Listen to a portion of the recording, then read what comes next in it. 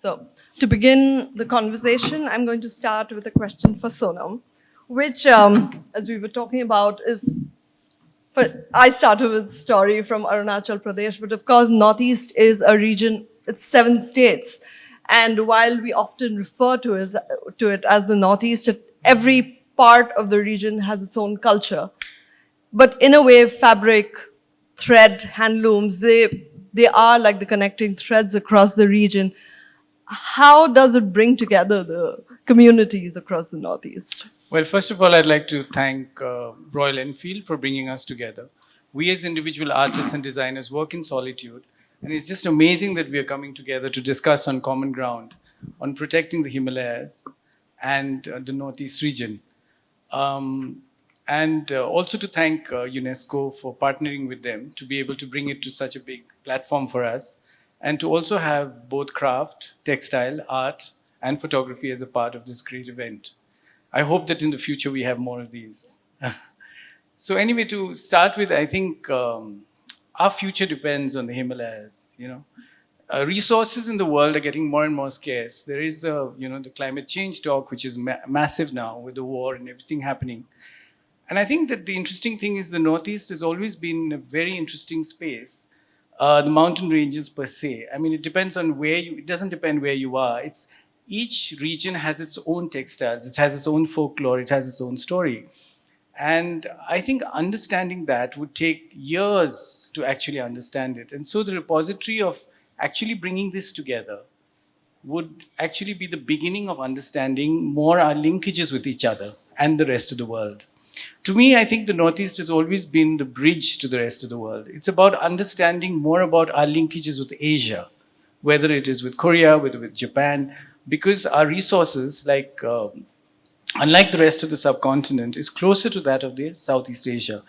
And going back to your story, I think each of the textiles woven are related to the particular area, whether it's even eri silk, which is woven in Meghalaya, as well as woven in Arunachal and in Assam.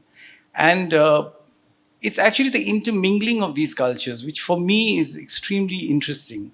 And the movement of it, which creates craft, which creates interesting textile. And beyond that, it also creates sustainable lifestyle. And understanding that, connecting with it, and communicating that concept is something that is so important for us, because I think within it, it has the seeds of the future. And something like this, where we're all together discussing the different textiles, discussing how we've been able to work with these textiles by different designers, different artists, even just what we just saw with the bamboo, is fascinating, because everybody's enabling, they have their own interpretation of a particular area. The truth of the matter is textile is the storyline or the base behind every Northeast state. And each textile has its own interpretation per se, and both its weave and its connotation depends on where it comes from. My next question is for Jigmat, actually.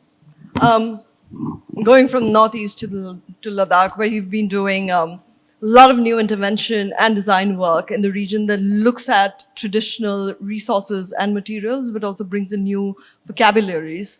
I actually wanted to ask about what did it take to bring in the kind of new interventions that you did? And how do you bring in, because you also had new materials that you began working with, new design ideas, and you have also experimented with art and brought it into creating what you call cultural fashion. So how do you go about doing that? First of all, thank you, Royal Enfield and Unesco for inviting us here. Let me introduce you first. Basically, me and my wife started this venture back in 2010, along with few artisans. So initially, we were thinking of doing something out in Ladakh. I mean, we were not sure that, what kind of a textile will pick it up, because we have, wide variety of a textile there. I mean, all of them are never been explored, never been commercialized. Our objective was to really, make it more marketable product, and really, connect our textile with the rest of the world. So when going through all the phases, we found that, it's of really curiosity, because, it's been never explored, it has got a value also. And then definitely, Ladakh is a source of some of the finest wool in the world. We produce, yak to Kashmir to lambs to like camel. So outcome from like even three looms what we have foot loom, we have backstrip loom, we have fixed loom, we call it sketak, sadak, and tisha. So like every foot loom is still, I'm sure lots of people are familiar with backstrip. Like I'm sure like Himalayan people they know about it. Fixed loom, it's still unknown like craft basically. So with foot loom, we really get lots of interesting story to it. There's lots of pattern which really talks about ancient wisdom. In a sense, like there's this ancient barcoding which really marks every man. It says that no like neither like father and a son has got the same mark to textile. So those kind of a story is also there. So but then my point is like, okay, now like to really like talk it's nice like, but then how to really revive is to really practice it. So it was really a right time for us to really explore that territory. So we somehow managed to really like create this beautiful textured, warm, durable cloth. And our label is all about slow in nature. We make sure that like it's ethically produced. Just reason being because I'm sure lots of people must be familiar about Ladakh, how geographically it is. It is, if you're not aware of it, I'm sure most of people have traveled also. So Ladakh is very eco-fragile, sensitive, very sensitive, delicate, like environment is there, and then our source of water is also very limited. So being me coming from fashion industry, I don't want to really, contribute to really harm that environment because we live there. So my, like though like by our administration, they have really guided us to really come up with a big scale industry. They'll provide a land, they'll help in any ways, but we choose to really make it slow down and then give a value to like our own textile and beautiful storytelling to it.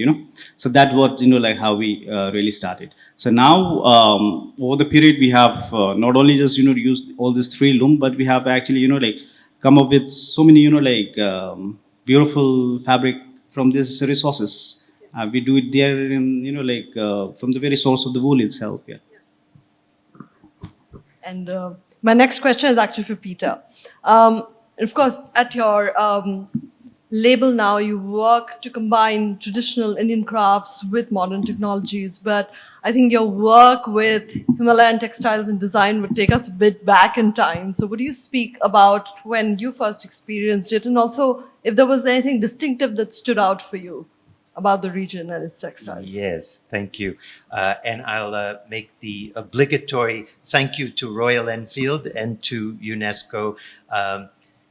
I'm super grateful to be here. I'm from New York, and this figures into my answer, Sohini. I'm from New York, and I grew up in a culture, in a place that couldn't be further away from what we think of here in this exhibition of these ancient traditions, ancient crafts. I grew up in a very industrial, we can say suburban type of environment. All of our food, our way of life, certainly our textiles and our clothing. So my upbringing was, I'm a product of a big industrial output. And I had the great good fortune to, when I graduated from design school in Manhattan, I was invited by the Indian government to come and work here in India. And I landed in Delhi, was called into the managing director's office at the Handicrafts and Handloom Export Corporation on Janpat there. And he called in two young freshers from NID. I was a fresher from FIT in New York. And Mr. Arora said, Ashok, bring this boy home with you and feed him, get some rest. You're on the overnight train tonight to Jammu and on to Srinagar. And this was the beginning of my adventure. So although that's the Western hills and the valleys there. That was my experience. And we spent 2 months working with embroidery, namdas, the different crafts of the valley. And for me, it was just a revelation because I saw how utilitarian products fit into a living culture and a lifestyle. And of course, one of the things we're talking about is intangible culture. And I'm coming from a place where I can see that very quickly, in one generation, in two generations, these traditions can disappear if it's not handed down. And the miraculous thing that I observe with my foreign eyes is that they have in fact been handed down and they're still surviving, although it's precarious often. So this was my introduction and my experience many, many years ago here with craft in India and in the hills. Thank you, Peter. And speaking of what you said about extending and sort of taking forth traditions, actually, that leads me to the question to you, Samrat, is about how, and this is something that you're, of course, interested in your work with new materials and crafts, and how do you extend or sort of expand the use and possibilities of craft into new directions? Yeah, before I answer that question, like everyone, I'm just going to echo. It's a fantastic collaboration between UNESCO and Royal Enfield, a brand that's very close to my heart. I happen to have worked with them for some time, but fantastic exhibition that you have put together and the whole endeavor. I think it's just and fantastic. Thank you so much for having all of us here. To answer your question, Sohini, I think we need to look at what intrinsically is a craft. Often craft and product get mixed and they are often intrinsic, right? You cannot extricate one from the other. But a lot of times they are not. The craft of making, just a simple example, let's say yesterday we saw a film where backstrap, loom, you make fabric, and that fabric traditionally was for wearing, but today that fabric is being used for home decor and vice versa, right? There are several other examples where, so we need to question some of those and see how we can keep the craft alive, the actually making of the material, or even see how we can introduce new materials if that's not intrinsic to the tradition, but how do we introduce contemporaneity in that material? And then see how we can, and a lot of that work is already happening. I see Jigmat's work in extreme sports, what they're trying to do. There are several other examples what people are doing, like ikat fabric. I'm saying, let's say in shoes, if you see ikat fabric. So the craft of ikat has traditionally been used for clothing and home decor, but when you apply it to shoes, then you need to change the materiality of it. So we need to explore some of these much deeper, and without questioning whether that's happening often enough, I think we should see whether we can do it more often. So that's how I would answer or try to answer what you're asking. And moving on to Sapna, because with your work at Kashmir Loom, I think when the label is rooted very deeply in the network that brings together of pashmina, that brings together Ladakh and Kashmir together, and the products created bring in a level of innovation that makes it relevant to customers today. It makes it a fashion item, and also for instance, that a lot of metallic kanis from Kashmir Loom are now at the Met Museum in New York. So to create a globally appealing product like that, what does it take to bring in those interventions while also keeping alive the cultural heritage of the craft? Well, thank you for having me here. I'm sort of filling the big shoes of Asif Ali and representing Jenny Housego and their work.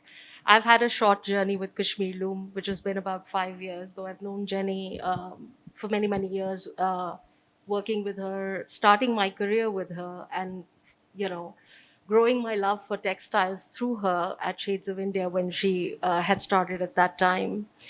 What I've seen at Kashmir Loom and what Jenny has always aspired to do, and what is at the core of her belief, is when you work with a particular craft, you maintain the integrity of that craft tradition, but at the same time, you bring new challenges to the people and inspire them and motivate them to try new things. For instance, you mentioned metallic carnies, but much before the metallic carnies, almost about 18 years ago, actually, just when Kashmir Loom was starting up, Jenny landed up in Kashmir with a whole lot of metallic yarn. And the weavers looked at it and said, how can we weave this with pashmina, which is such a delicate yarn? Is it even possible? She says, I think it is. And I think we should try. And that was the birth of our classic double sided metallic Doroka, which is to date one of our best selling products and relevant in today's world as well. You know, it's beautiful, it's lustrous, it's classic, it's something someone can have all the time. Similarly, Kani weaving, she's very, very fond of weaving. Embroidery is her sort of stepchild, so to speak. That is her passion, truly, weaving. So, when we started working with Kanis, there wasn't that much happening in the market, but she was really stubborn, so to speak, that it is something that she has to work with, she has to revive it, and find a new path for it. And as luck would have it, with the the carpet industry slowing down, there was an influx of a lot of weavers into Kani because it's a similar technique and it's a similar what they call a talim that they have to read. It's just that the carpets are on a vertical loom and the Kanis are on a horizontal loom. So the journey for Kani started there. And coming to the metallic kanis, we said, why can't we try to weave in some metallic elements into the kanis? So it was a dual thing. One was, of course, using metallic, which had not been done before. The other was also to find a different design vocabulary. So, I mean, you have the traditional Mughal motifs, which we work with a lot because that's really such an intrinsic part of the culture and the heritage of that region. But for this particular project, we went back to Bidar, where they do the silver inlay work in metallic alloys. So a lot of the patterns that we did in this collection of metallic kani were inspired through that. So I think we are constantly in search of new ways, new ideas, new inspirations that we can bring to the craft community and work with them, obviously to ensure their longevity, their relevance, and maintain. And something else which is actually very core to Jenny's belief, it's good business that can ensure the survival of craft. So, I mean, I hope that answers what you were looking for. I think we'll come to good business later, but there was this one thing that, and I'm sure a lot of our panelists will also feel that one of the recurring stories in new design interventions in craft is trying to bring in new ideas, teaching craftspeople, working with them to make it part of their work, but also sort of like looking at things that may not have been explored or traditions that have sort of fallen out of practice, trying to bring new ideas or ideas that may have been limited, say in a domestic space, into a professional design space. And for instance, a lot of in your work, Sonam, and we have known for years of the kind of work you've done with Eri silk. Now, when we look at fashion collections, you actually see a lot of use of Eri silks, especially because there are so many new labels coming up in the Northeast. But when you began, and you were one of the first designers from the region to actually be in Fashion Week, be on runways.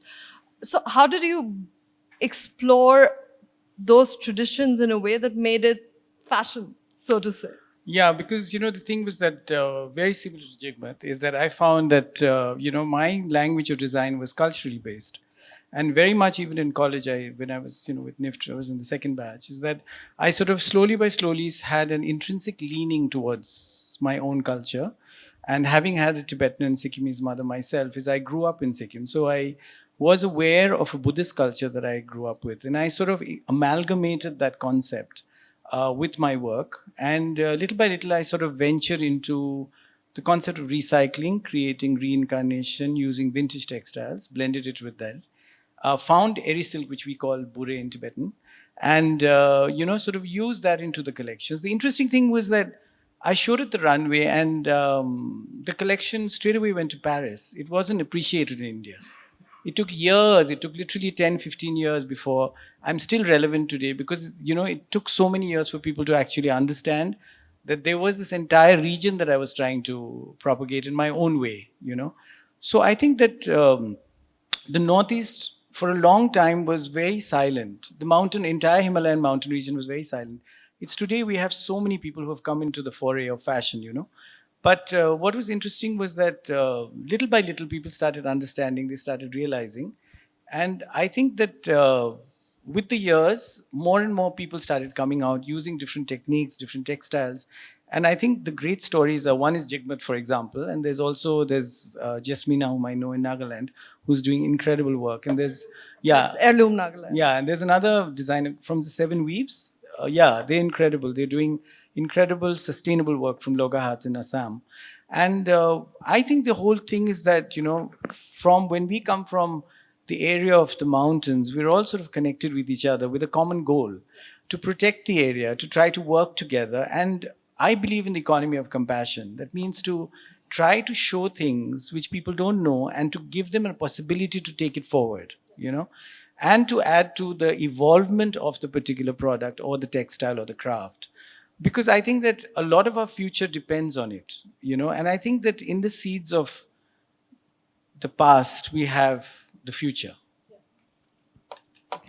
And Jigmat, moving on to you, because so much of your work, especially when you started, was quite new for the region. What was it like working with local artisans, and what were the negotiations like when it came to working with new materials and new design ideas? It was actually, very challenging. I mean, there's always a pros and cons with that, Definitely, I was in a position to really, make a team, first of all, and to really let them understand that, what I'm supposed to really do, in a sense, what product. Because what we see, Ladakhi textile is that piece of a cloth over there. That's basically, our homespun, textile. So only the usage of that textile is to really make your robe, like your own personal robe. Maybe, you're spinning, your mother is spinning for your daughter, entire family is actually, dependable on that textile. But then being me, telling them that, I want to really create, some sort of couture or maybe furnishing, maybe, a piece of art also, So it's like, okay, then at the end of the day, there was limitation with dyeing and all. So, initially we preferred to make it really, simple, natural, without any dyeing, So, but then, there was a culture of dyeing there in, natural dyeing there in Ladakh. We have lots of herbs in the mountains, we have lots of botanical stuff. So I was like, okay, let me, introduce that, part also. Again, again, for them, there was a phase of polyester there in Ladakh too, so in fact, everyone was like, okay, easy way is like, okay, get a textile from outside and dye it yourself, Why and just weave? But then, okay, I have a purpose to it, And then, if not, then dye, okay, let's really use a chemical dye because that's crowded there in market too, So I was like, okay, I have to be really sensitive about, what to really use, basically, That's what, entire our projects and my merchandise to textile to everything really works. It really works with harmony with, nature. Yeah, definitely, the challenging thing was there because, we were the I was first generation to really, introduce this kind of industry there. In fact, to really get a needle, I used to really rely on, calling daily friend to really send it on next flight and all, But somehow it's really nice. Okay. And Samrat, actually, because he was talking about new materials, and I think we have both spoken about your work with extreme wear is very interesting. It's interesting to him, especially. I just I missed, think. one Yeah. point because, there was lots of, like when you really look at wool, it's just wool and a hair also, like for lots of people, hair is a waste because, like Kashmir loom is using, like pashmina. But then what, like you're left with, the hair itself, So that impurities is like a waste for lots of people. But then I was like, why, like I'll use this waste also. So, but that's ideally, like we used to really make it rugs and all. It's durable. It is really nice for long lasting. Yeah. And may I ask a little about your extreme wear? What did it require any sort of new design? Because and moving on to what did it mean for the material? Did you have to change anything about Yeah, it? that's what like when I really mix wool with hair, it become more durable. And then some of the like see, pashmina has already been explored like anything. Like the term itself is very glorified. But we have this humble yak wool fabric, which has got medicinal value, healing properties. So I was like, why not let it be like active wear? Like though my line is not really into like. Sports sport, but I somehow like met with few people who is into like some extreme sports. This friend of mine who is like who runs a company called Exodus. They do like this collaboration with Red Bulls and all. So once like he was traveling to Ladakh, he was like, Jim, see like we can actually create something out of it. I was like, yes, I think so because like it's very warm. I mean, it's ideal for skiing. I mean, my textile is time tested. It's actually withstand minus 30, 40 degrees Celsius. So it's better than down feather and a polyester. And it's interesting to hear that because I've interviewed a lot of brands that work on athleisure, and there is a general perception that you can't actually use indigenous textiles to create that level of performance wear. So to see something like that. And that actually brings me to Samrat, who is very interested in material intervention and trying to explore new ideas. And you also want to look at craft as a flexible business model that brings together some of these, probably as a bridge between artisanal, individualistic pieces and also scaling up, looking at business models. Would you speak a little about how do you think craft can bring that together?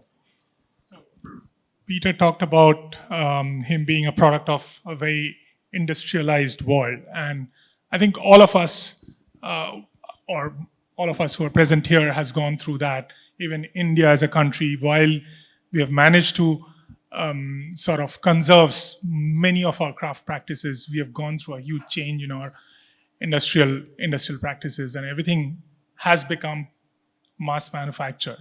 But today, worldwide, and it's not only in India, worldwide, and we hear the resonance in India as well, there is a certain sense that everyone is wanting something individualistic, something more authentic, individualistic, and not necessarily mass produced.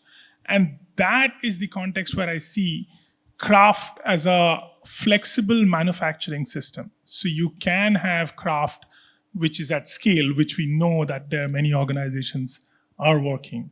Yet, you can, because of the very nature of the production system, you can, have a little more customized than absolute industrialized mass manufacturing. That is a very interesting area. I think big businesses should support in exploring. But also there are implications. When that happens, what happens to artisans? What happens to an ecosystem, like what Jigmat was saying? Now, in Ladakh, if you have that, of course, I'm just taking an example because it's sponsored, not because it's sponsored by Royal Enfield, but motorcycle jackets is something that I've been, working on, or extreme weather down jackets. But why are we not looking at this wool hair combination that's already available? But if a large organization comes in, what does that do to the ecosystem, to the whole supply chain, to the animals or animal farming and all of that? So it is a subject that's fraught with many challenges. It's not easy to answer. I need 3 million meters of yak wool tomorrow. Find me the yaks. I know. Some Swedish company may come in. But yeah, I think it's all about balance. I think there is a possibility of exploring craft as a flexible production system, and that's how it used to be. How do we do it? At what scale? And that's where I think the brands and businesses, big businesses, can come in and collaborate with very artisanal and handcrafted businesses like what we have here. And speaking of like bringing together modernized industrial processes, Peter, your own business, for instance, and the way you've approached design actually brings that, because you work with very traditional handmade crafts, and in the same infrastructural setup, there are also digital printers that are sort of bringing together a lot of different processes into the same collections of clothing and home textiles. So, and it is intrinsic to how you've built Dascoli. So, how do you think that craft can sort of bring together newer technologies, and what are the technologies that can actually work in a balanced manner? Yes, I sometimes say that I sat in Manhattan for 20 years writing, making stuff up, and now I'm living in a place where the story can be real. And one of the things that I talk about daily is that in a world, and most everyone here has heard something about the fashion industry, the textile industry is one of the largest polluting industries in the world. And in fact, what we're talking about with craft, it's a minuscule aspect of that giant industrial complex. And it will always be, and that's a reality. And I think one of the things that I talk about daily is that India, in a world, in a textile fashion system that is dysfunctional and sick, India, by a whole series of circumstances that are too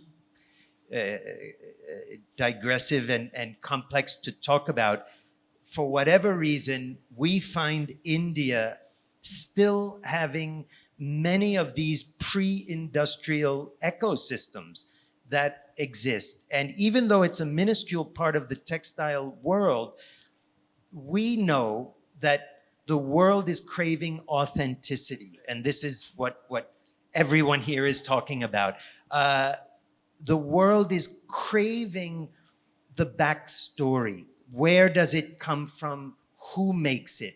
And India as a country is uniquely positioned to offer the world solutions to sustainability, regarding the provenance of who's making the fabric. And this I find incredibly fascinating. And I'm always amazed at how many of the big groups, the big brands outside of India, many of them are working in India, but they don't come and invest here. They're working with factories here, and I don't understand it. They can send someone, they can work over years, over time, investing to build here. And it's my feeling that some of the Indian industrial groups are suddenly in a very nice place because they have one foot in both worlds.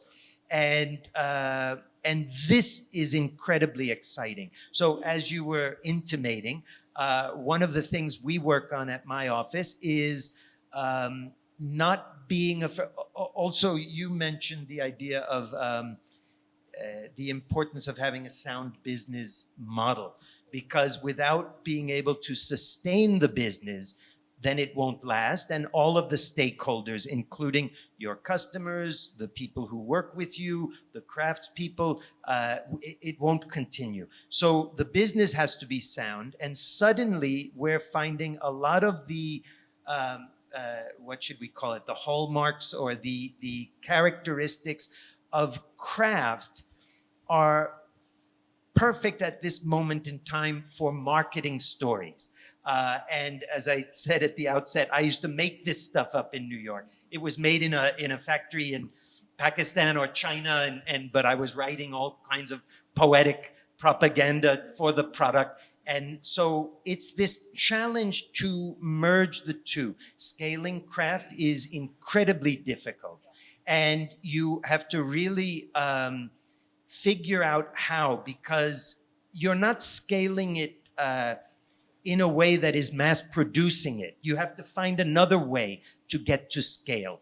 And so every day we're doing that at my office. We are combining a lot of digital printing, a lot of state-of-the-art technology, combining it with craft. And I'm very proud of the fact that in my small company, we are producing and exporting thousands of meters of hand-spun, hand-woven khadi every year. It's woven in a cottage industry type landscape in West Bengal, and the world loves it. And it's a question of telling the story. Of course, the designs have to be appealing to the market, but this is what we're doing. And I think I know a lot of my friends and people who live in Europe or in the US see what we're doing here, and they're very envious. In fact, the reason that I'm here is because I was tired of sitting in Manhattan and having my designs produced all over the world. I wanted to be where the making is. Yeah, yeah. Sonam, I think you wanted to say something. I saw you No, pick I your... was just saying that, because we are talking about craft innovation, but more with a sustainable thing. I don't know whether, massive innovation is required on craft. And also, I don't agree with you, because I think you need very sort of quality innovation when you look at craft. Because I think craft, when you look at especially as fragile economies, fragile spaces like the northeast of India, or if you're going to work with craft, even in Ladakh for that matter, is that I think you need to work with a very different system economy, not thousands of meters. So how would you do that? No. And I'll clarify, because of course, these words we're using are all loaded words in the sense that we have to define what we mean by craft. Correct. There's, of course, there's the dictionary definition of craft, meaning a technique, a skill. But here we are talking about craft, which is a complete lifestyle. Where So people are, what I was going to say is I was going to make that distinction, that there is craft that's in situ, in the place, that's part of a lifestyle that you're saying, but that's not the end of craft. There are traditions. For example, if you have a hill tribe that has traditionally made dupattas or scarves or shawls, if the ladies of that tribe stop wearing shawls, that craft will die. Correct. So it's or same with language, same with any sort of intangible culture as well. So if you want to preserve that, you would seek to evolve. You would seek to have an intervention, maybe materially, maybe with a market or a design. But wouldn't that change that craft completely sometimes? It would, yes. And then, so where is the significance of that craft within the area? That's why, in the beginning, that's what I was trying to allude to, is that what is intrinsic to that craft, and what is, even Sapna was talking about, using Bidri motifs in Kashmir, does it change the craft? Some purists may say, yes, it does.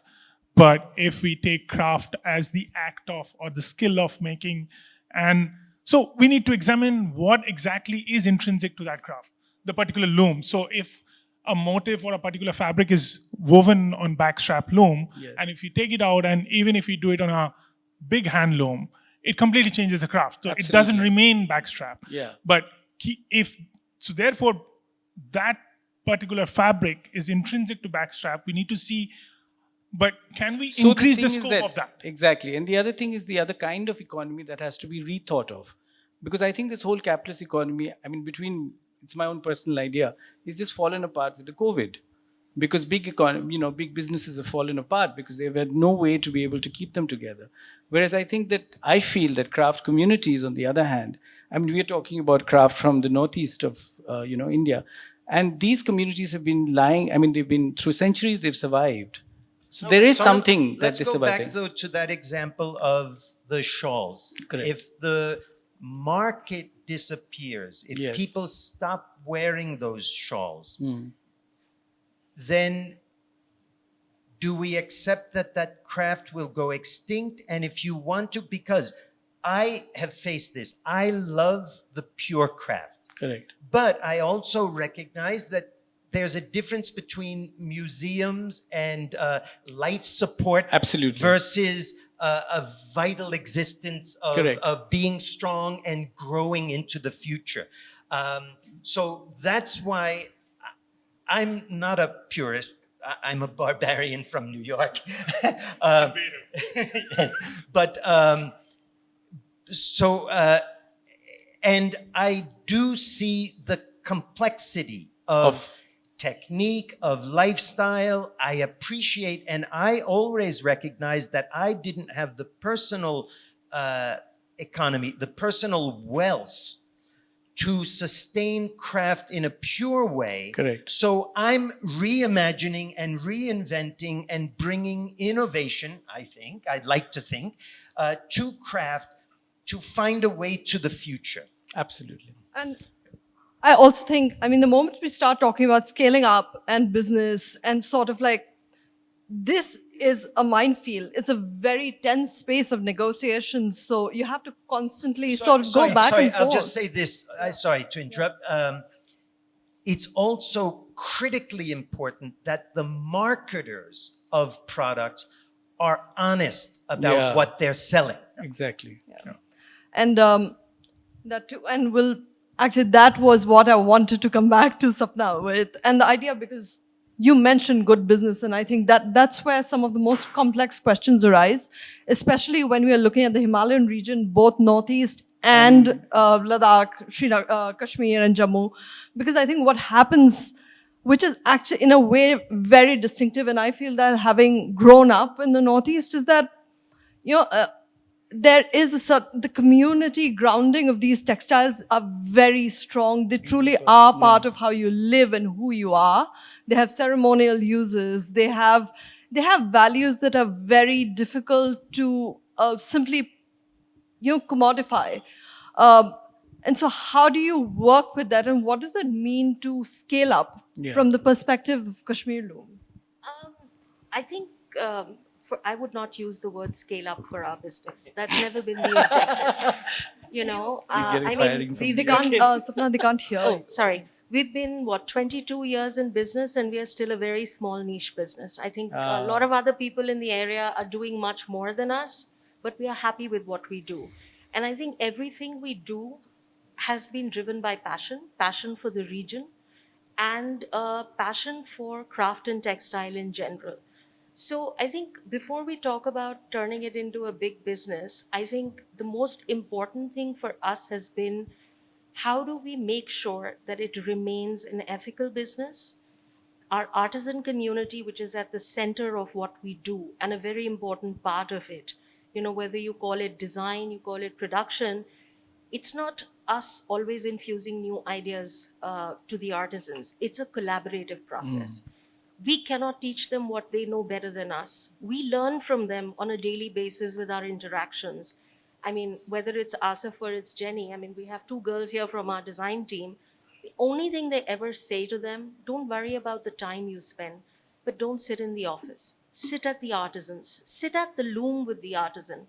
What they can teach you, the perspective that they can give you, which will help you in your creative journey, is irreplaceable by anything else.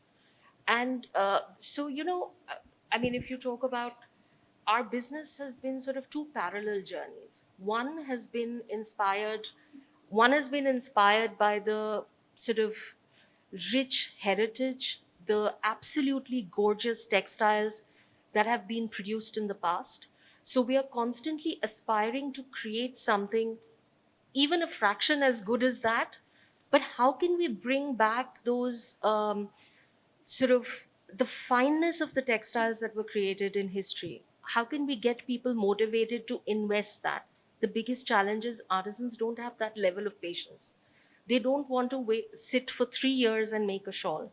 They want it to move faster, but we have to keep slowing them down.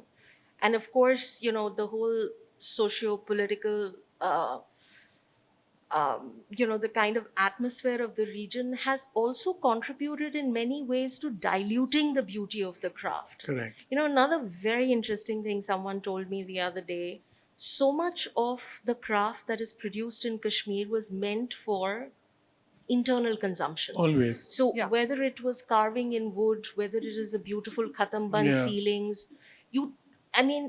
paper mache, everything was a part of the Kashmir lifestyle. That is how people lived. But unfortunately, with the way the last few decades have gone in the region, the exposure that people have had, not everybody has been able to maintain that quality of life. So whether we do contemporary weaves or we go back to the very traditional product that we make, our idea really is, as I said, not to meddle with the integrity of this craft. We want to make it sustainable, not necessarily upscale it. So we're very happy making 150 shawls, but each of those shawls should be of a quality that another artisan should aspire to and inspire him to improve what he's doing as well. We work with a very small amount of people in the region, but we hope that we can set an example for the region to put in that kind of effort. And I think on that note, because you mentioned sustainability, we're not talking about sustainable fashion here, which is a very fraught term today and frankly quite confusing. I'm a journalist and I'm confused by what it means sometimes. But we are talking about, and this would be really a question to all of you because I'm sure this is everyone comes in with a different idea. Sustainability is a knowledge system. It's not an industry buzzword, no matter what brands and popular literature and media may want us to say. The idea is to, if we look at sustainability, here the idea is to sustain something that has been part of individual and community lives, that has been part of who people are. It is, and especially again, going back to the Northeast, because that's where I grew up, it is so deeply embedded in lifestyles. I don't think we even think of clothing as just it is never just a commodified object you go and buy into a store. It is simply who you are, and what you wear, every motive has meaning and everything matters. And so how do you sustain the craft for the communities they're making it? And to come back, because I think that is what is where the tension lies. How do you make it relevant today to an audience which is interested in this craft outside? So keep its importance for the community and also make it appealing and aspirational to everybody. And as designers and people in business, what it is that you want to do in terms of these work. Actually, Sapna, will begin with you again. Because I think this was something that came up because you spoke when we were first talking about how do you keep people, craftspeople interested? Again, when you stick to the core tradition of the craft, most crafts have inherently sustainable practices from the generations that they have been practiced. It's the sustainability sort of has been disturbed by modern world and modern interventions into that space. So I think for us, the challenge really is sustaining the craft practice itself, because that is very key to sort of the ongoing ecosystem has to be maintained that is there. So by making product which is beautiful, by keeping the artisan engaged with his craft and not wanting a weaver to sort of prefer becoming a carpenter or a plumber, which is the reality of our lives these days, how do we keep them challenged, motivated, and invested in what they have inherited over the generations? That is our biggest challenge. And how do we feel that the next generation in their family comes on board? Kashmir specifically, we don't have workshops, we don't have a factory there where everybody comes in the morning to work and weaves their things and goes home.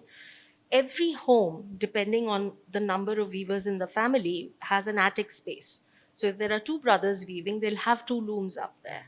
So we were having an interesting conversation with one of our Kani weavers. He had a young son, and also remember, the entire family participate. We only hear about the weaver who's making the actual shawl, but the mother is, help after she finishes her chores. She's invested in keeping tab of the yarn. The young children have come on board to help them with things like sending photographs on WhatsApp, improving the communication with us as a community. We can sit here in Delhi, yet know what is happening there. He can send us a photo of what's on the loom, check with us.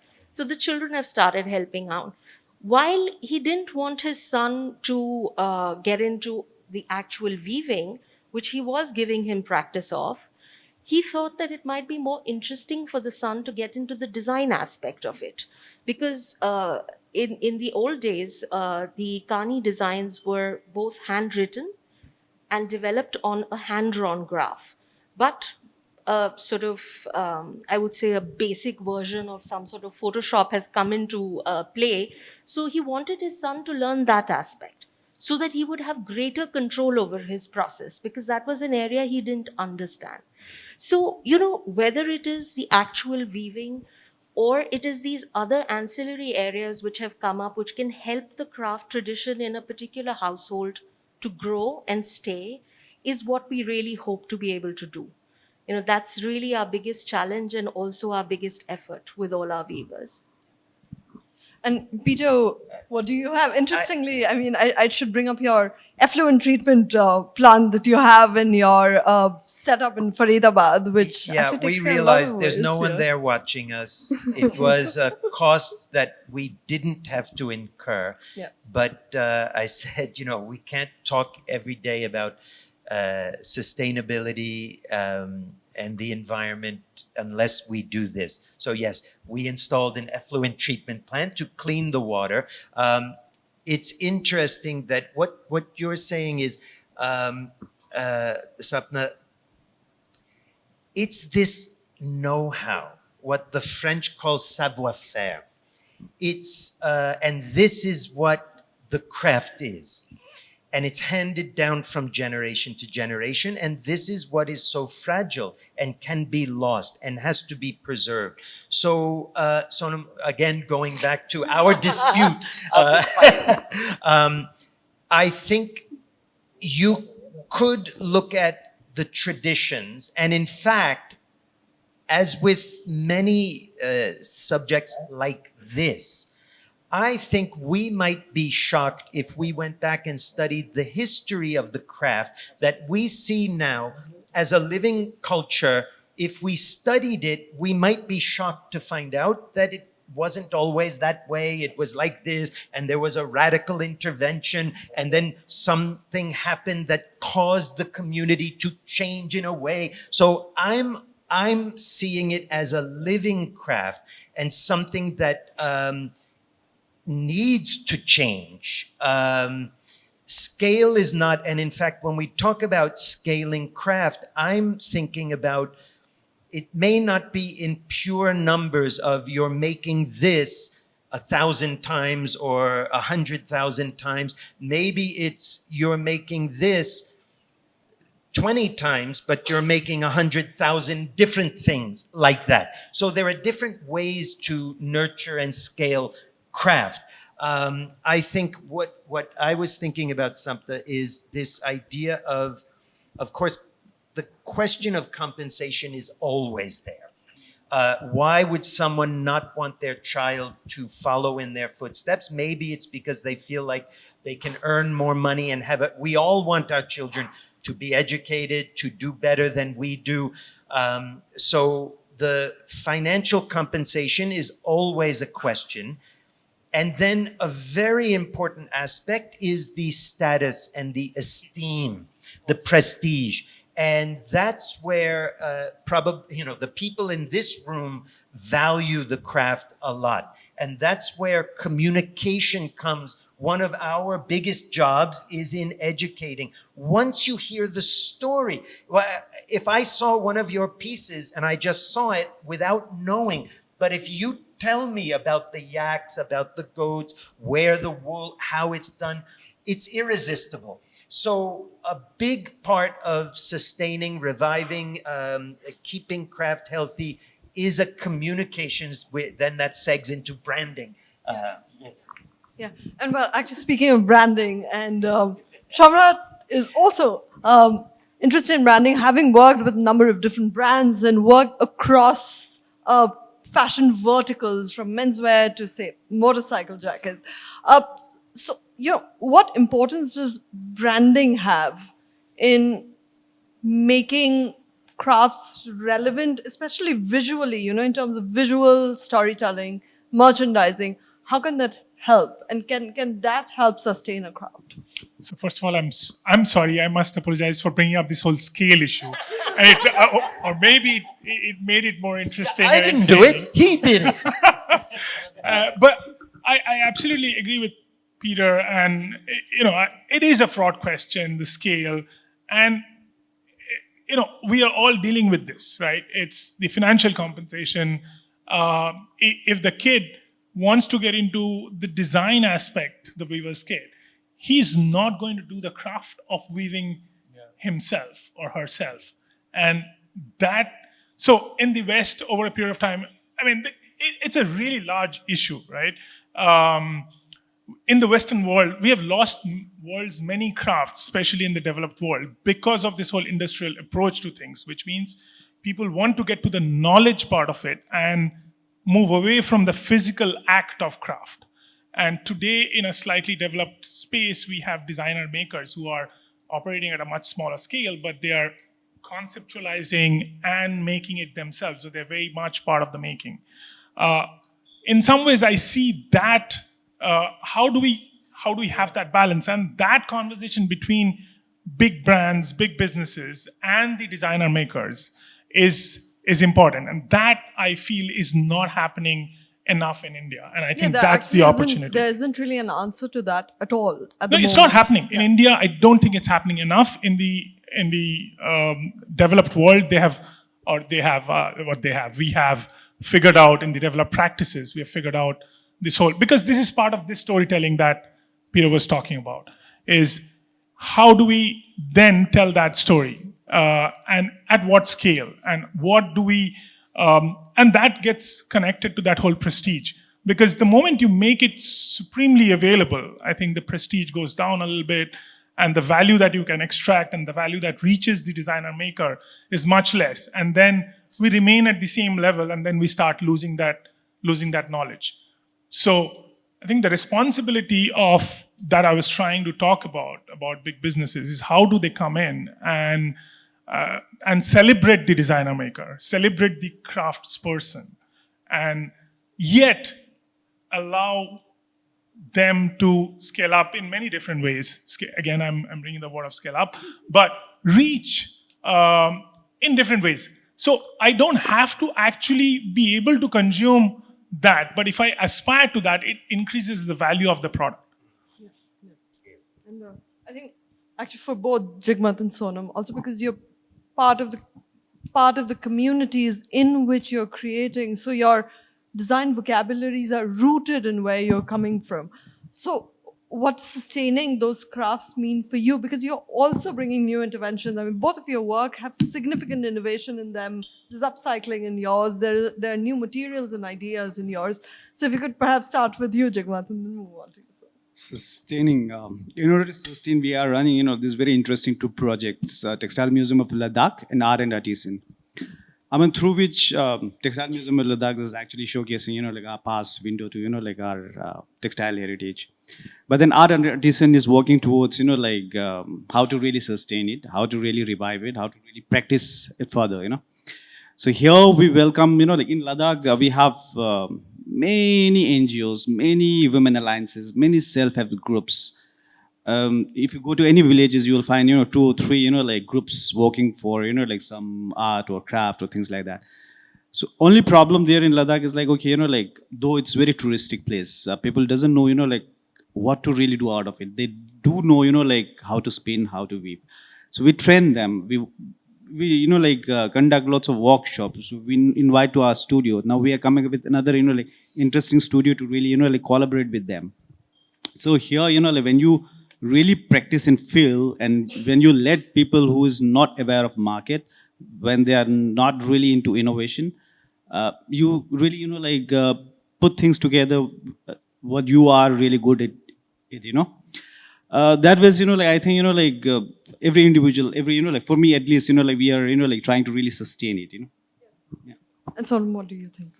Well, I think sustainable is a word that's used and overused a million times. But Absolutely. what's interesting, I mean, I think what you said, Samrat, was very interesting because I think upscaling, like you're saying, is it's not a linear process. That's all I wanted to say because I think there are different kinds of upscaling.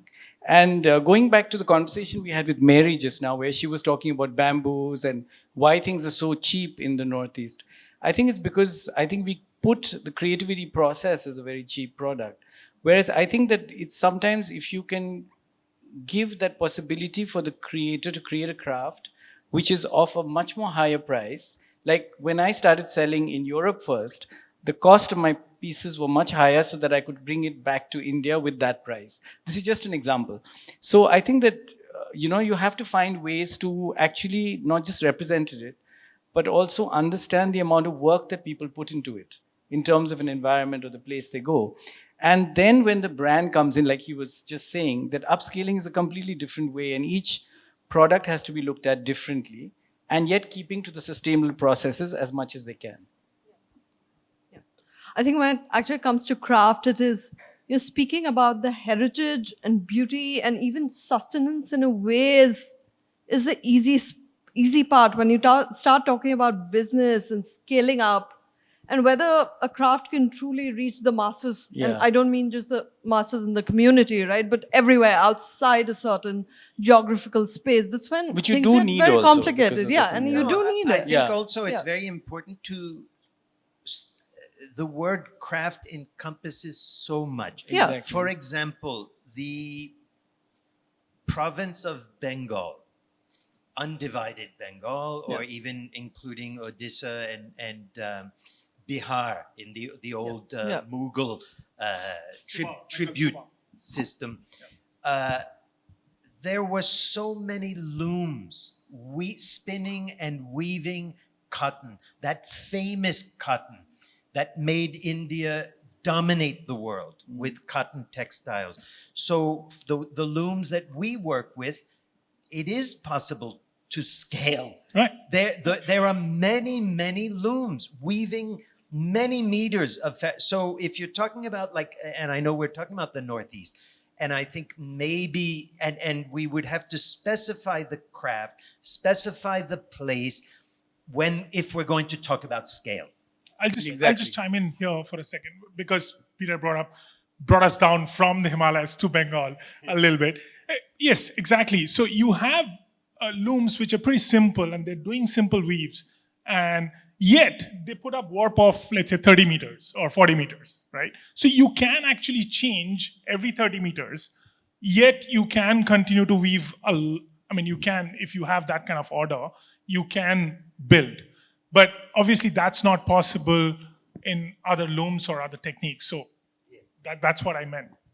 As long as my textile is concerned, look at that geography, like look at that pasture and small patches of a grass, like I cannot really afford to really scale up. Exactly. In fact, in last 1 century, there has been lots demand with the Kashmir. So that's what now the reason is like we have this lots of casualty of a small baby, god baby Yep. casualty. Now that's going to be impossible, imbalance and impossible Yep. for us. Yep.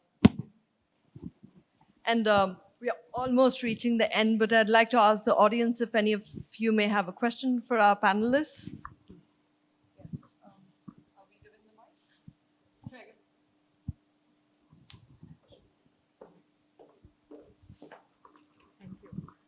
I just wanted to ask you what the socio-political scenario, what are the impacts that will have in the production of the craft sector because of the intermingling of communities and the kind of practices that come from different sources.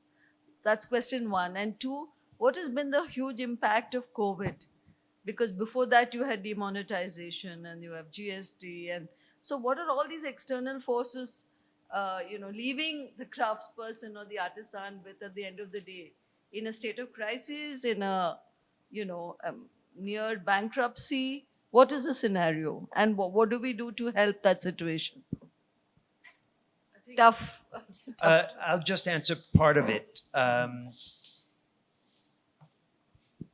before the pandemic, and in fact, going back even some years before the pandemic, there were a number of years when the world was giddy about globalization and the new opening and what technology and the internet and the rise of the logistics companies and global trade was bringing to the world. And now the sentiment has changed drastically.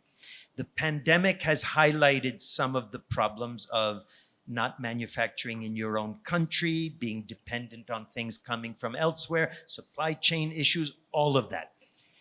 I see an aspect of this crisis on the global textile trade as being beneficial for India in this sense. And of course, I'm coming from a little bit of a Western-centric viewpoint. For Europe and the US, China was the big producer.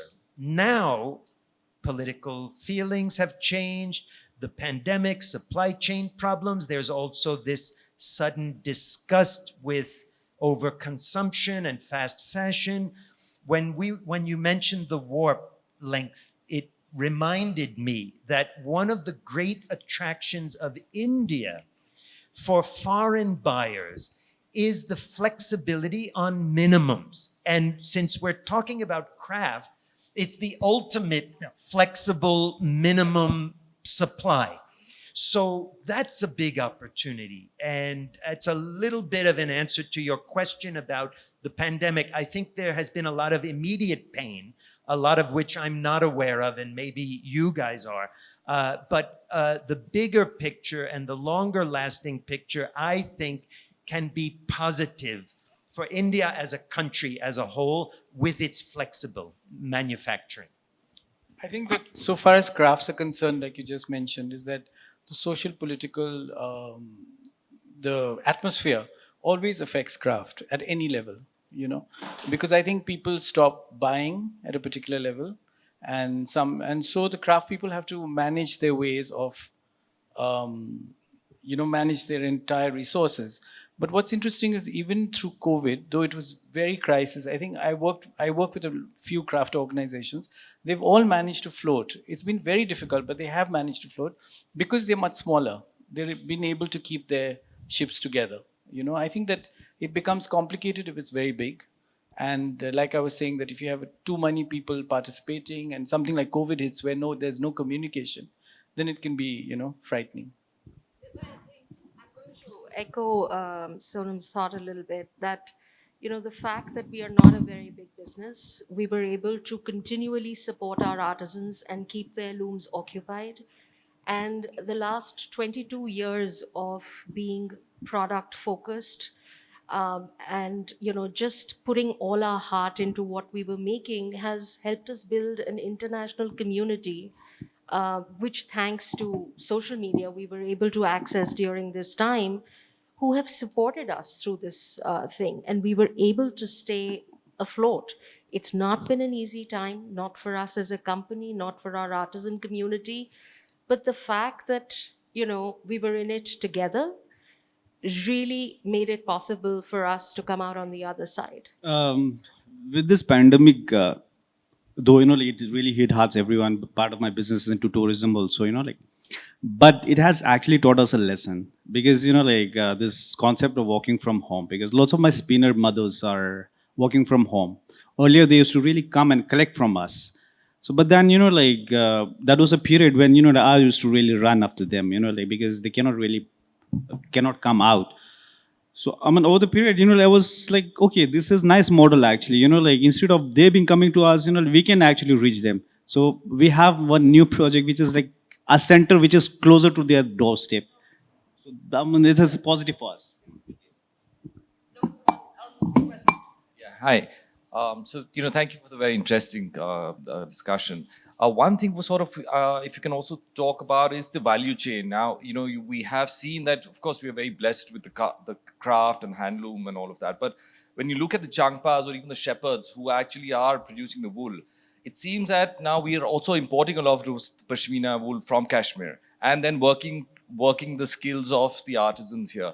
But that is also then affecting the lives of the Changpas who are then sort of migrating out and moving out. Is there anything that we can do as a community that can actually help that to put the value chain so that they also actually benefit from the trade or the craft? More relevant to the pashmina side of it, but I'm sure it happens in other sort of skills as well. So, yeah. Yes, even I do feel that like they should really benefit, because like they are the one who have been really source of this wool. For that, like I mean, personally, like with my level, we are really working on a model which is like reverse migration. We are trying to really like relocate few of the family to really like make them understand that like, okay, this is, I mean, there's lots of migration which has happened to urban cities just because of this like overall like problem, because they don't really get enough income out of like what they rear this animal and all. Yeah, that's true in a way. But then like again like we have been really adopted few women alliances from Changtang region also, whom we are actually trying to educate to really make a product. When you make a product, then there's the better scope of the generating good money, so in fact, in case if they can't sell, then we welcome them to really like get to our store, and lots of our merchandise is actually signed by them, nomadic like we were. And then like second is like now like what if like they've already migrated to a urban like lifestyle. So they have, all of them have like some reason, but most like relevant and what like possible for us to really relocate them, that we are trying to do. Sapna, would you have any? Because you're Kashmir over. No, well, I think Jigmat he can speak much better on it than I can with my limited experience. I wasn't hazard a comment on it. But I'll quickly try to say something, add something to what Jigmat is saying. I think that's where the responsibility of storytelling comes. What is Ladakh pashmina? Can we, if we can say that where does it come from? It can't be imported Kashmir wool from China or pashmina wool from China. Then it helps, contribute to the livelihood of the shepherd, and so that's where the brand and storytelling part of it becomes Which is important. true, because as a company we use only Ladakh pashmina, and we don't import either Tibetan or Mongolian pashmina because it's just a much finer quality of fiber. But we are facing challenges with the amount of supply that is available, and you have to prioritize and sometimes as slow down things so that it works around what is available to us. There was something that Sapna said which really resonated with me, which was that with a lot of the craft, the weavers, there's nothing that you have to teach them. It's a craft that they've only always known. And I do really believe that, whether it's in textile or other crafts. But from I wonder what you think, because I've been looking at policies to do with the crafts, at least in our region. And this word design intervention comes up a lot. And I've been thinking about it a lot, because I feel that the place of the craftsperson and the crafts has never really been given too much place of pride. But there is a lot now in terms of new interventions, design interventions, but the traditional practices have not really been given the worth and the value that it deserves first, before you try and sort of tweak it or make interventions with it. I wonder what your thoughts are on that. As I mentioned right at the outset, I think our entire practice is first to maintain the integrity of the craft. So design intervention is not necessarily in terms of changing the practice, but it is more in introducing maybe a new material to them, or learning a new skill from another part of the country. I don't know if you've noticed, but there is a lot of ikat dyeing which is done in pashmina now, which is not traditionally a part of the region.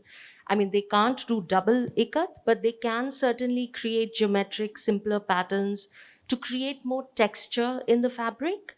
So it's about bringing other things like that, but it is not changing either the way the loom is set up or the way that they have been weaving.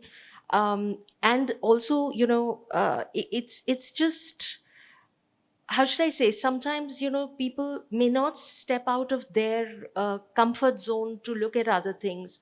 We who have the opportunity to be exposed to many more things try and bring back a few ideas which are sometimes accepted and sometimes they are rejected with great force. Trust me, we face that a lot as well. Sometimes when we're trying to do something, the artisan will say, Nahi, this will not work. ना ही मैं try करूँगा, and what is this color you want me to make? What is this? This is not the color of a flower, so I think I'm speaking more also from the perspective of our region because, in the case of the pashmina, there is nothing to market because it's so known, it's so loved, yes, we're it's so blessed. used, no? Yeah, yeah. But from our region, from all of the 8 states, we have such a variety of weaves, of motifs, of patterns. What we have here is an apatani weave. And there is still a lot. When we think of Northeastern weaves, what do we think of? Perhaps we think of a Naga weave, or perhaps we think of the Manipuri weave that has traveled, but we don't know enough about all of the other weaves. So my thing was actually really that before we perhaps look from a policy perspective of creating design interventions or interventions of any kind, perhaps we also need what you were talking about, which is to tell the stories and to sort of, raise awareness on what is available, a great range No, of it. absolutely. Yeah. I think that is our responsibility. When we as a company work with craft, it is our responsibility to tell the story of that craft, to make an audience both aware and appreciative of what they're buying. It's not just buying another shawl, but what is it? Who has made it? Where does the fiber come from? What is special about the way that it has been woven? And we engage in that on a daily basis. I mean, we have a lot of interpersonal interaction with our clients. We are fairly new in the world of social media, but our entire intention is not just product oriented, but it's also to basically show people things they've not seen, they maybe don't understand, and to develop a more in-depth understanding of the region and the craft itself that comes from there. Can I interject something here? I think it's so important. It's such a complex subject that when we talk about craft, like for example, Sapna and Kashmir Loom, what they make a product, and the product they make is the craft, and it has been in existence for hundreds of years. Who knows how long exactly, thousands of years. So their craft is a product that exists. There's market acceptance. So if we start to talk about the weaver, design intervention, it's all within the context that that craft has a product, it has a market. If we start to find a community anywhere in India that's weaving a traditional product, but they don't have, they're weaving maybe they're weaving a fabric, maybe it's a lungi, maybe it's a sari, if it's a sari, it's a product that has a market for people who wear saris.